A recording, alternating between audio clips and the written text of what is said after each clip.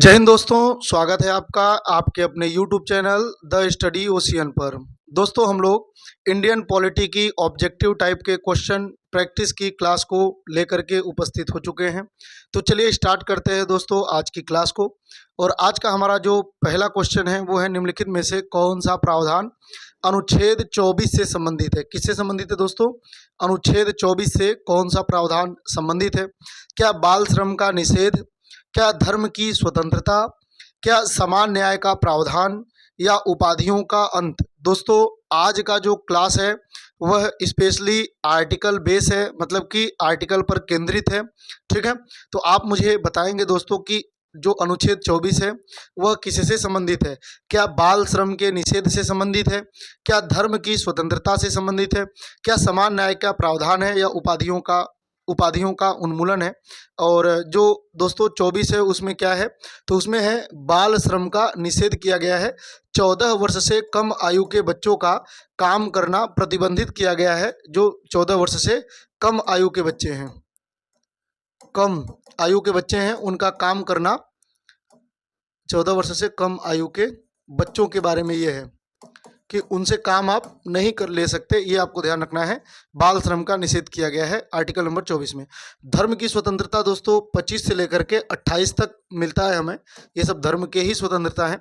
समान न्याय का प्रावधान दोस्तों यह कई सारी जगहों पे है, आर्टिकल नंबर 14 में स्पेशली है। कानून के समक्ष जो समानता की बात है। उपाधियों का अंत दोस्तों आर्टिकल नंबर 18 में है, 18 में है, ये भी आपको ध्यान रखना है। नेक्स्ट है, निम्नलिखित में से कौन सा प्रावधान अनुच्छेद 44 से संबंधित है? अनुच्छेद 44 में क्या प्रावधान है दोस्तों? समान नागरिक संहिता है, जीवन और व्यक्तिगत स्वतंत्रता है, अस्पृश्यता का उन्मूलन है, या अंतर्राष्ट्रीय शांति को बढ़ावा देना है? तो इसका सही आंसर क्या होगा? समान नागरिक संहिता है दोस्तों, यूनिफॉर्म सिविल कोड है। और हाल ही में किस राज्य ने यूनिफॉर्म सिविल कोड को लागू किया है, यानी समान नागरिक संहिता को लागू किया है? तो ये उत्तराखंड है। आज़ादी के बाद पहला ऐसा राज्य है जिसने समान नागरिक संहिता को लागू किया।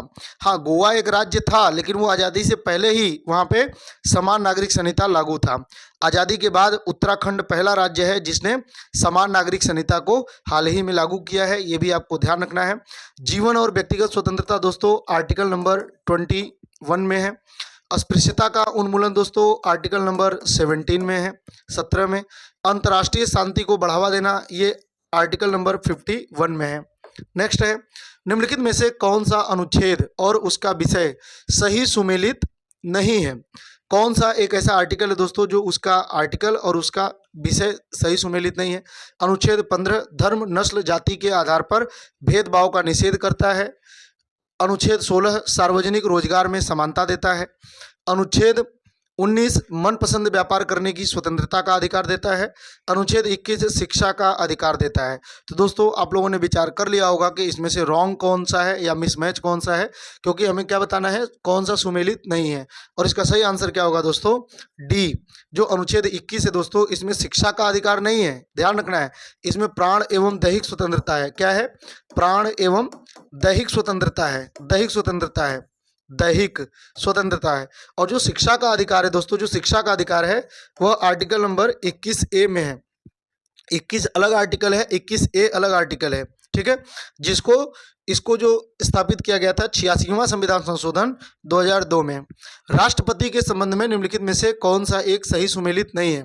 किसके संबंध में? राष्ट्रपति के संबंध में आपको बताना है। तो आर्टिकल 74 मंत्रिपरिषद की सलाह पर यह कार्य करता है। आर्टिकल नंबर 75 प्रधानमंत्री की नियुक्ति करता है। आर्टिकल नंबर 78 संसद को भंग करने की शक्ति रखता है। आर्टिकल नंबर 123 अध्यादेश जारी करने की शक्ति रखता है। तो दोस्तों, ये राष्ट्रपति के संदर्भ में आपको बताना है कि कौन सा एक मिसमैच है, सुमेलित नहीं है। तो इसका जो सही आंसर होगा वो क्या होगा? अनुच्छेद 78। इसमें संसद को भंग करने की इसकी शक्ति नहीं है। संसद को भंग करने की जो इसकी शक्ति है दोस्तों, संसद के सत्र को आहूत करना, सत्रावसान करना, या लोकसभा को भंग करना, यह आर्टिकल नंबर 85 में है। आर्टिकल नंबर किस में है? 85 में है। और जो 78 है, 78 इसमें कहा गया है दोस्तों कि यह प्रधानमंत्री से और जितने भी मंत्री हैं उनसे किसी भी विषय पर रिपोर्ट मांग सकता है। तो पीएम से रिपोर्ट मांग सकता है, ये रिपोर्ट मांग सकता है 78 के तहत। नेक्स्ट है, निम्नलिखित में से कौन सा अनुच्छेद और उसका प्रावधान सही सुमेलित नहीं है? यहाँ पर भी एक तरफ आर्टिकल है और एक तरफ प्रावधान है और आपको बताना है कि कौन सा एक सही सुमेलित नहीं है। अनुच्छेद 2 संघ एवं उसका राज्य क्षेत्र है। अनुच्छेद 3 नए राज्यों का गठन है। अनुच्छेद 5 नागरिकों का प्रावधान है, नागरिकता का प्रावधान है। और अनुच्छेद 12 राज्य की परिभाषा है। तो दोस्तों इसमें से सही सुमेलित कौन सा नहीं है? आप लोग समझ गए होंगे। जो ए है अनुच्छेद 2, इसमें संघ एवं राज्य क्षेत्र नहीं है। संघ एवं राज्य क्षेत्र दोस्तों आर्टिकल नंबर 1 में है। संघ और राज्य क्षेत्र आर्टिकल नंबर 1 में है। तो 2 में क्या है? 2 में है दोस्तों 2, इसका नाम ही है 2, है ना। 2 जो बाहर का कोई क्षेत्र है अगर भारत में शामिल करना है तो वह आर्टिकल नंबर 2 के तहत होगा। ठीक है, बाहर का कोई क्षेत्र है अगर उसको भारत में शामिल करना है तो शामिल हो जाएगा। तो 2, इसका नाम ही है 2, है ना। तो ये भी आपको ध्यान रखना है, बाहर के क्षेत्र को भारत में शामिल करना है तो वो आर्टिकल 2 में उसका प्रावधान है। 3 में है जो वर्तमान में भारत में क्षेत्र है, जो राज्य हैं उनके क्षेत्रों के नाम में, उनके एरिया में, क्षेत्र में, नाम में, या 2 राज्यों को जोड़ करके एक नया राज्य बनाना या एक राज्य को विखंडित करना, ऐसा कुछ भी किया जाएगा तो अनुच्छेद 3 के तहत किया जाएगा। ये भी आपको ध्यान रखना है। बाकी 5 में नागरिकता की परिभाषा है और 12 में राज्य की परिभाषा है। नेक्स्ट है उपराष्ट्रपति के संबंध में, उपराष्ट्रपति के संदर्भ में निम्नलिखित में से कौन सा एक सही सुमेलित नहीं है? मतलब कि कौन सा एक मिसमैच है, रॉन्ग है। और किसके संदर्भ में आप सोचेंगे? उपराष्ट्रपति के। तो राज्यसभा का जो सभापति है वह अनुच्छेद 71, जो उपराष्ट्रपति है या राज्यसभा का सभापति होता है, ऐसा आर्टिकल नंबर 71 में कहा गया है। इसका कार्यकाल 5 वर्ष होता है। इसका निर्वाचन संसद के दोनों सदनों के सभी सदस्य करते हैं और शपथ इसका राष्ट्रपति के द्वारा शपथ दिलाया जाता है।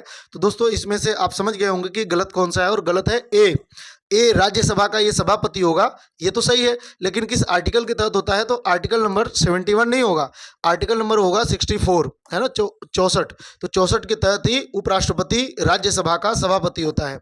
नेक्स्ट है निम्नलिखित में से कौन सा अनुच्छेद और उसका विषय सही सुमेलित नहीं है? यहाँ पर भी दोस्तों मिसमैच ही बताना है आपको। अनुच्छेद 44 समान नागरिक संहिता, अनुच्छेद 43 श्रमिकों के लिए उचित वेतन, काम करने की उचित परिस्थितियाँ, अनुच्छेद 41 कुछ मामलों में काम, शिक्षा और सार्वजनिक सहायता पाने का अधिकार, अनुच्छेद 39A मुफ्त शिक्षा का अधिकार। तो दोस्तों इसमें जो रॉन्ग है वो कौन सा है? अनुच्छेद 39A। इसमें मुफ्त शिक्षा का अधिकार नहीं है, ध्यान रखना आपको। इसमें क्या है? मुफ्त यानी कि निःशुल्क या मुफ्त जो कानूनी सहायता है। तो यहाँ पे दोस्तों मुफ्त या निःशुल्क लिख सकते हैं, निःशुल्क कानूनी सहायता, कानूनी सहायता होगा इसमें, कानूनी सहायता। तो ये भी आपको ध्यान रखना है। नेक्स्ट है निम्नलिखित में से कौन सा अनुच्छेद और उसका प्रावधान सही सुमेलित नहीं है? यहाँ पर भी एक तरफ आर्टिकल है, एक तरफ उनके प्रावधान है और आपको बताना है कौन सा मिसमैच है। अनुच्छेद 19 बोलने और अभिव्यक्ति की स्वतंत्रता है। अनुच्छेद 20 अपराधों के लिए संरक्षण है। अनुच्छेद 21 जीवन और व्यक्तिगत स्वतंत्रता है। अनुच्छेद 22 मानव दुर्व्यापार एवं बलात् श्रम का निषेध है। तो दोस्तों इसमें से रॉन्ग कौन सा है, गलत कौन सा है? और आप लोगों ने गलत पहचान लिया होगा। जो अनुच्छेद डी है दोस्तों 22, अनुच्छेद 22 में मानव दुर्व्यापार एवं बलात् श्रम नहीं है। जो मानव दुर्व्यापार एवं बलात् श्रम की मनाही की गई है वह आर्टिकल नंबर 23 में की गई है, 23 में की गई है, मना किया गया है ना। और जो ये 22 में किया गया है यह गिरफ्तारी के संबंध में संरक्षण किया गया है, गिरफ्तारी के संबंध में संरक्षण। नेक्स्ट है यदि भारत का राष्ट्रपति संसद को भंग कर चुका है और नई लोकसभा के गठन से पहले उसका निधन हो जाता है तो उस स्थिति में कार्यवाहक राष्ट्रपति कौन होगा? इसके कहने का मतलब यह है कि मान लीजिए लोकसभा का चुनाव हुआ और लोकसभा के गठन का इसने व्यवस्था कर दिया, मंत्रिपरिषद वगैरह इसने गठित कर दिया, और जैसे ही गठन से पहले लोकसभा को गठित नहीं किया है उसके पहले इसका निधन हो जाता है, तो ऐसी स्थिति में कार्यवाहक राष्ट्रपति कौन होगा दोस्तों? तो क्या प्रधानमंत्री होगा, मुख्य न्यायाधीश होगा, उपराष्ट्रपति होगा, लोकसभा? किसी भी कंडीशन में अगर प्रधानमंत्री की मृत्यु होती है, राष्ट्रपति की मृत्यु होती है तो राष्ट्रपति की मृत्यु के दौरान जो पद भार को संभालेगा वो कौन संभालेगा? उपराष्ट्रपति। और अगर संयोगवश उपराष्ट्रपति भी ना हो तब इस पद को कौन संभालेगा? मुख्य न्यायाधीश दोस्तों संभालेंगे। जब राष्ट्रपति भी नहीं हो, उपराष्ट्रपति भी नहीं हो, तब कार्यभार कौन संभालेगा? मुख्य न्यायाधीश संभालेगा। ये भी आपको ध्यान रखना है। नेक्स्ट है किस अनुच्छेद के अंतर्गत संसद राज्य सूची के विषयों पर भी कानून बना सकता है यदि राष्ट्रीय हित में ऐसा करना आवश्यक हो? अगर राष्ट्रीय हित में ऐसा जरूरी हो कि राज्य सूची का कोई विषय है, राज्य सूची का कोई विषय है, और इधर है संघ सूची, और इधर है समवर्ती सूची, और राष्ट्र मतलब कि राष्ट्रीय हित में ऐसा करना जरूरी हो कि राज्य सूची पर कानून संसद बनाए। तो किस आर्टिकल में ऐसा कहा गया है दोस्तों? ये आर्टिकल है 249। 249 में ऐसा प्रावधान है कि राज्य सूची के किसी भी विषय को संघ के द्वारा कानून बनाया जा सकता है अगर वो राष्ट्रीय महत्व का है। और राष्ट्रीय महत्व का है या नहीं, ये कैसे पता चलेगा? तो राज्यसभा अपने 2/3 बहुमत से प्रस्ताव पारित करके उसे राष्ट्रीय महत्व का घोषित करते हैं। क्लियर है? नेक्स्ट है, निम्नलिखित में से कौन सा कथन न्यायपालिका की स्वतंत्रता के संदर्भ में गलत है? किसके बारे में? न्यायपालिका के स्वतंत्रता के संदर्भ में गलत है। तो न्यायाधीशों को केवल संसद द्वारा महाभियोग के द्वारा हटाया जा सकता है। तो दोस्तों इसमें न्यायपालिका की स्वतंत्रता के बारे में पूछा हुआ है कि न्यायपालिका की स्वतंत्रता के संबंध में कौन सा एक गलत है? न्यायाधीशों को केवल संसद द्वारा महाभियोग के द्वारा हटाया जा सकता है। न्यायपालिका अपने वेतन को खुद निर्धारित कर सकती है। कार्यकाल के दौरान वेतन और सुविधाएं कम नहीं की जा सकती हैं। कार्यपालिका न्यायिक निर्णयों में हस्तक्षेप नहीं कर सकती। तो ऐसा कौन सा प्रावधान है? तो देखिए दोस्तों, इसमें जितने भी प्रावधान है, जितने भी सेंटेंस हैं, इनमें से 3 ऐसे हैं जो न्यायपालिका की स्वतंत्रता सुनिश्चित करते हैं। यानी ये तीनों कंडीशन है, इसीलिए हमारी न्यायपालिका स्वतंत्र है। लेकिन चौथी कंडीशन जो भी होगी वह रॉन्ग है। तो कौन सा रॉन्ग है दोस्तों? बी। न्यायपालिका अपने वेतन को खुद निर्धारित नहीं करते बल्कि संसद ही निर्धारित करती है। हालांकि जो सैलरी उनको मिल रही है संसद उसमें कम नहीं कर सकती, ज्यादा ही करेगी तो करेगी, कम नहीं कर सकती। तो ये आपको ध्यान रखना है ना। तो इससे न्यायपालिका की एक स्वतंत्रता बनी रहती है। कार्यकाल के दौरान वेतन और सुविधाएं कम नहीं होंगी, ऐसा नहीं है कि संसद उनके मामले में उनको डराने के लिए, उनको धमकाने के लिए उनकी सैलरी कम कर दे, उनकी सुख सुविधाएं कम कर दे, तो वो ऐसा नहीं कर सकते, है ना। तो ये भी की स्वतंत्रता स्थापित करते हैं। कार्यपालिका न्यायिक निर्णयों में हस्तक्षेप नहीं कर सकता, तो ये भी उनकी स्वतंत्रता स्थापित करते हैं। कार्यपालिका का न्यायपालिका से जो पृथक्करण है दोस्तों, वो किस आर्टिकल में है? आर्टिकल नंबर 50 में है। ये भी आपको ध्यान रखना है। न्यायाधीशों को केवल संसद द्वारा ही महाभियोग के द्वारा हटाया जा सकता है, अन्यथा नहीं। नेक्स्ट है, किस संविधान संशोधन के माध्यम से राष्ट्रीय आपातकाल लगाने के लिए राष्ट्रपति को मंत्रिपरिषद की लिखित सलाह लेना अनिवार्य बनाया गया है? दोस्तों इसके कहने का मतलब यह है कि ऐसा कौन सा संशोधन किया गया जिसमें जब भी राष्ट्रपति आपातकाल अनाउंस करेगा, राष्ट्रपति द्वारा आपातकाल लगाया जाएगा, तो जो प्रधानमंत्री है और उसकी पूरी टीम है यानी कि मंत्रिपरिषद, तो मंत्रिपरिषद जब तक लिखित सलाह नहीं देगा तब तक राष्ट्रपति आपातकाल नहीं लगाएगा। तो ऐसे किस आर्टिकल में यह प्रावधान किया गया? आर्टिकल नंबर संशोधन है, संशोधन नंबर है 44वां संविधान संशोधन 1978। देखिए दोस्तों, हमारे भारत में 25 जून की बात है, 25 जून 1975। तो 25 जून 1975 को उस टाइम फखरुद्दीन अली अहमद राष्ट्रपति थे, उन्होंने आपातकाल घोषित कर दिया। हालांकि उन्होंने घोषित नहीं किया था, घोषित किया था इंदिरा गांधी ने ही राष्ट्र को संबोधित किया और उन्होंने बताया कि राष्ट्रपति के द्वारा आपातकाल लगाया गया है। और जब ये आपातकाल बहुत ही लंबा खींचा, 1977 तक ये चला, और 1977 में दोस्तों जब ये आपातकाल समाप्त हुआ, जब ये आपातकाल खत्म हुआ, तो उसके बाद जो जिम्मेदारी थी, तो राष्ट्रपति की जिम्मेदारी होगी, प्रधानमंत्री की जिम्मेदारी होगी, मंत्रिपरिषद की जिम्मेदारी हो, क्या ये डिसीजन सब लोगों ने मिल करके लिया था या इंदिरा गांधी का अकेले का डिसीजन था? तो लोगों ने विचार किया और फाइनली जिसकी भी गलती हो, लेकिन उन्होंने कहा कि कम से कम किसी एक व्यक्ति की वजह से पूरे देश में आपातकाल नहीं लगे, भविष्य में किसी एक व्यक्ति की बुद्धि की वजह से पूरे देश में आपातकाल न लगे, हमें ऐसा प्रावधान करना होगा। तो जो 44वां संविधान संशोधन 1978 हुआ, इसमें उन्होंने कह दिया कि राष्ट्रपति जब भी आपातकाल लगाएगा, राष्ट्रपति जब भी आपातकाल लगाएगा, तो पूरी मंत्रिपरिषद की जब तक लिखित सलाह उसे नहीं मिलेगी, लिखित सलाह है यहाँ पे, लिखित सलाह, तो जब तक, अच्छा यहाँ पे ये भी ध्यान रखना है, मंत्रिपरिषद नहीं है, मंत्रिमंडल शब्द का इस्तेमाल किया गया है। और पूरे संविधान में केवल एक जगह मंत्रिमंडल का इस्तेमाल किया गया है, मंत्रिमंडल का, और वो है 352 ही है। वो आर्टिकल कौन सा है? 352। तो 352 में ही संशोधन करके कहा गया है, 352 में ही मंत्रिमंडल शब्द का प्रयोग किया गया है। और मंत्रिमंडल जब तक लिखित, मंत्री मंत्रिपरिषद और मंत्रिमंडल में अंतर होता है। मंत्रिपरिषद सभी तरह के मंत्रियों को कहा जाता है और मंत्रिमंडल जो खास कैबिनेट के जो खास मंत्री होते हैं, है ना, वो बाकी मंत्रियों से थोड़े सीनियर होते हैं। तो जब तक मंत्रिमंडल लिखित सलाह नहीं देगी तब तक राष्ट्रपति द्वारा आपातकाल नहीं लगाया जाएगा, ताकि किसी एक व्यक्ति के बुद्धि की वजह से आपातकाल लगे, ऐसा थोड़ा कठिनाई हो तो ये प्रावधान किया गया। क्लियर है? तो वर्तमान में यही प्रावधान है कि राष्ट्रपति जब भी आपातकाल लगाएगा मंत्रिमंडल की लिखित सलाह पर लगाएगा। दोस्तों 42वां तो हो ही नहीं सकता। क्यों? क्योंकि ये आपातकाल के दौरान ही संशोधन किया गया था 42वां। तो आपातकाल के दौरान ही इंदिरा गांधी स्वयं ऐसा नियम बनाए, ऐसा तो मुमकिन नहीं है। नेक्स्ट है, निम्नलिखित में से कौन सा संविधान का अनुच्छेद संसद को संविधान संशोधन की शक्ति देता है? कौन सा आर्टिकल है जिसमें हम संविधान संशोधन करते हैं? किस आर्टिकल के तहत? कि क्या 352 है, 356 है, 368 है या 370 है? तो दोस्तों जो 368 है इसी में संविधान में संशोधन करने का प्रावधान है। नेक्स्ट है, निम्नलिखित में से कौन सा अनुच्छेद और उसका विषय सही सुमेलित नहीं है? एक तरफ अनुच्छेद है, एक तरफ प्रावधान है और कह रहा है कि कौन सा सही सुमेलित नहीं है। अनुच्छेद 25 धर्म की स्वतंत्रता, अनुच्छेद 24 बाल श्रम का निषेध, अनुच्छेद 23 मानव दुर्व्यापार एवं बेगारी से संरक्षण, अनुच्छेद 21 मुफ्त शिक्षा का अधिकार। तो दोस्तों इसमें से कौन सा सही सुमेलित नहीं है वो बताना है और आप लोग समझ गए होंगे कि इसका जो डी है यही है। जो मुफ्त शिक्षा का अधिकार है दोस्तों, यह आर्टिकल नंबर 21A में है। क्लियर है? और जो 21 में है इसमें है प्राण एवं दैहिक स्वतंत्रता, प्राण एवं दैहिक स्वतंत्रता, और बाकी सारे सही सुमेलित हैं। नेक्स्ट है, निम्नलिखित में से कौन सा अनुच्छेद 13 से संबंधित है? 13 में आर्टिकल नंबर जो 13 है दोस्तों, हमारा जो फंडामेंटल राइट है वो फंडामेंटल राइट, तो उसमें आर्टिकल 12 से लेकर के 35 तक है ना, फंडामेंटल राइट जो मूल अधिकार हैं वह 12 से लेकर के 35 तक हैं। और इसी में दोस्तों जो आर्टिकल नंबर 13 है, आर्टिकल नंबर 13 वो पूछ रहा है कि इसमें क्या है? तो क्या इसमें नागरिकता का प्रावधान किया गया है? क्या मौलिक अधिकारों के विरुद्ध कानूनों की शून्यता बताया गया है? क्या नए राज्यों का गठन बताया गया है या ग्राम पंचायतों का गठन? तो दोस्तों ये मूल अधिकार है, तो देखने में ही लग रहा है कि सही आंसर क्या होगा? बी।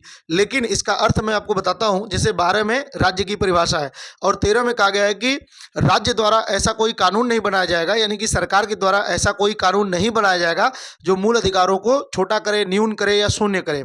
तो यही है, मूल अधिकारों के विरुद्ध कानूनों की शून्यता हो जाएगी।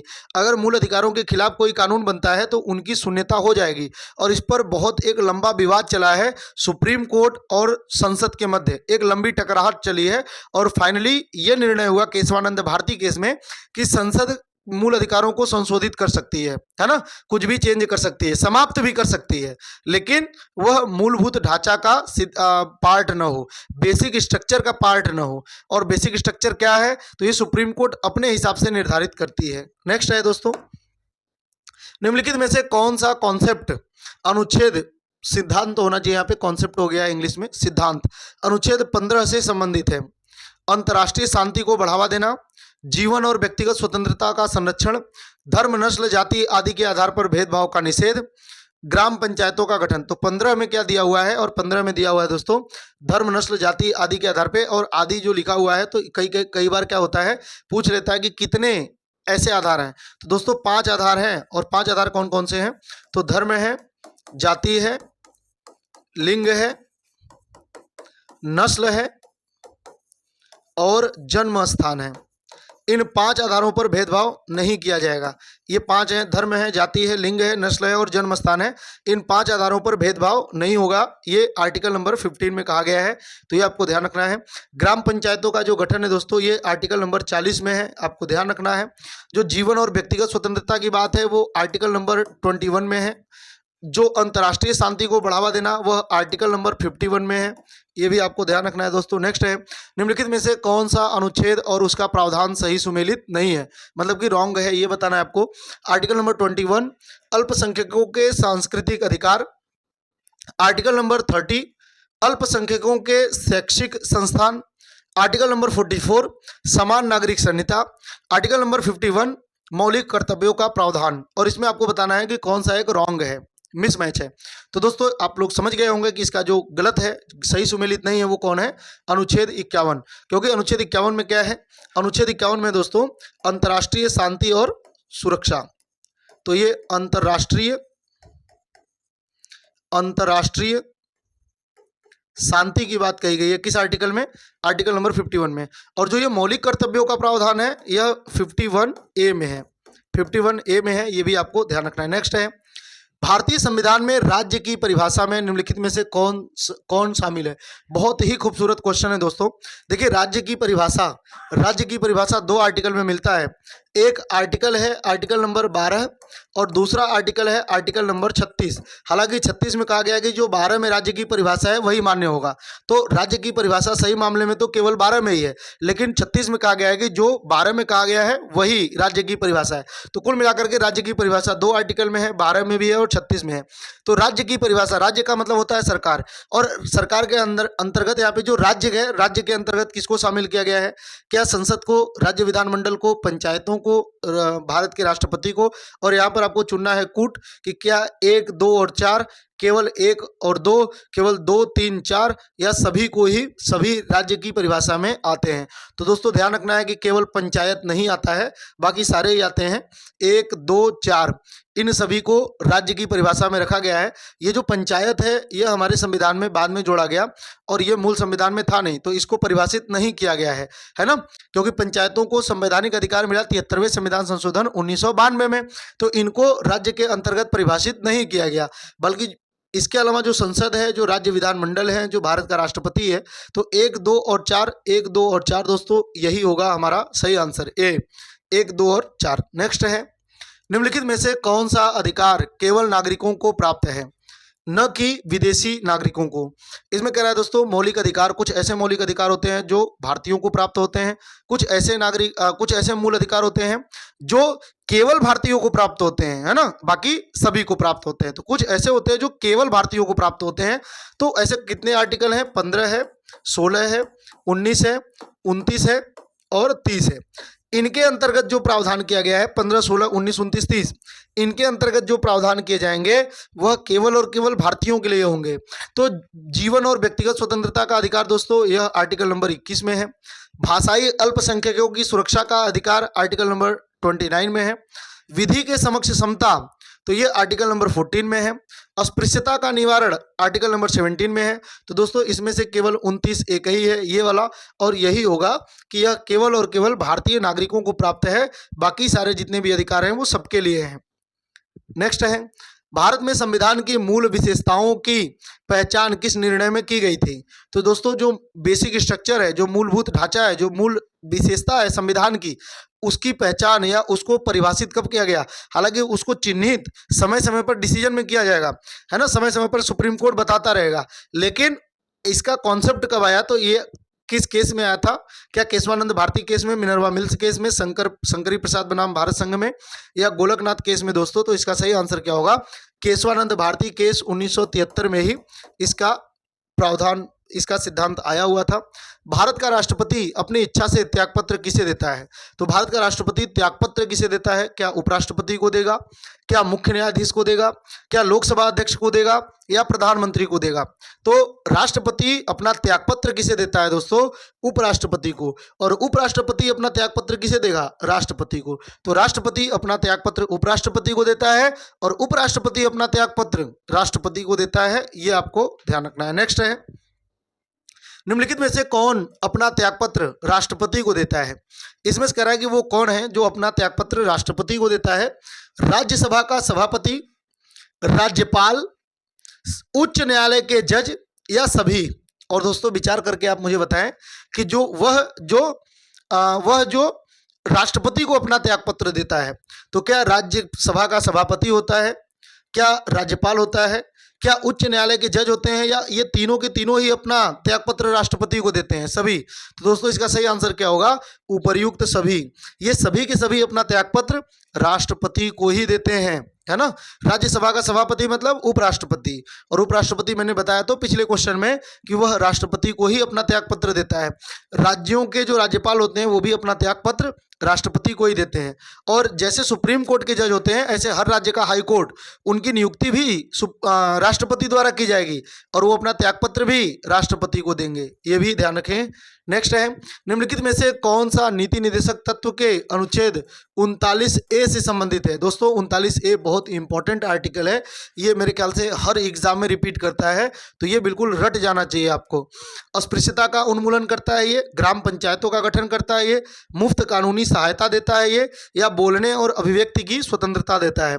तो इसका सही जवाब क्या होगा दोस्तों? मुफ्त कानूनी सहायता देता है 39A। क्लियर है? और किस संशोधन द्वारा इसको जोड़ा गया था? तो ध्यान रखना है आपको, 42वां संविधान संशोधन, 42वां संविधान संशोधन 1976। नेक्स्ट है, निम्नलिखित में से कौन सा नीति निर्देशक तत्व अनुच्छेद 46 से संबंधित है? अनुच्छेद 46 से पूछा हुआ है। 6 वर्ष से कम आयु के बच्चों का शिक्षा एवं देखभाल, ग्राम पंचायतों का गठन, अनुसूचित जाति, अनुसूचित जनजाति और कमजोर वर्गों के हितों का संरक्षण, दुधारू पशुओं का संरक्षण। और आपको बताना है 46 में क्या है। 46 में, तो दोस्तों जो 46 में है आप समझ गए होंगे, अगर आपने डीपीएसपी को पढ़ा होगा तो आर्टिकल नंबर 46 में जो कमजोर वर्ग हैं, जैसे एससी या एसटी या कमजोर वर्ग हैं, उनके हितों की संरक्षण की बात कही गई है आर्टिकल नंबर 46 में। 6 वर्ष से कम आयु के बच्चों का शिक्षा एवं देखभाल, दोस्तों यह आर्टिकल नंबर 45 यानी कि 45 में कहा गया है। ग्राम पंचायतों का गठन आर्टिकल नंबर 40 यानी कि 40 में। अनुसूचित जाति जनजाति और ये कमजोर मैंने बता दिया आपको 46 में। और दुधारू पशुओं का संरक्षण करना दोस्तों यह 48 में है। क्लियर है? तो ये भी आप ध्यान रखें। नेक्स्ट है, निम्नलिखित में से कौन सा अनुच्छेद और उसका प्रावधान सही सुमेलित नहीं है, यानी कि रॉन्ग है? अनुच्छेद 25 में धर्म की स्वतंत्रता है, अनुच्छेद 26 में धार्मिक संस्थाओं का प्रबंधन है, अनुच्छेद 27 में धार्मिक कर से मुक्ति है और अनुच्छेद 28 में धार्मिक शिक्षा का अधिकार है। तो दोस्तों इसका जवाब करेंगे आप लोग कमेंट बॉक्स में कि कौन सा एक गलत है, मिसमैच है, और जवाब जरूर देना है आपको। ठीक है? तो तब तक के अगले क्लास जब तक नहीं आता है तब तक के लिए दोस्तों नमस्कार, जय हिंद, जय भारत।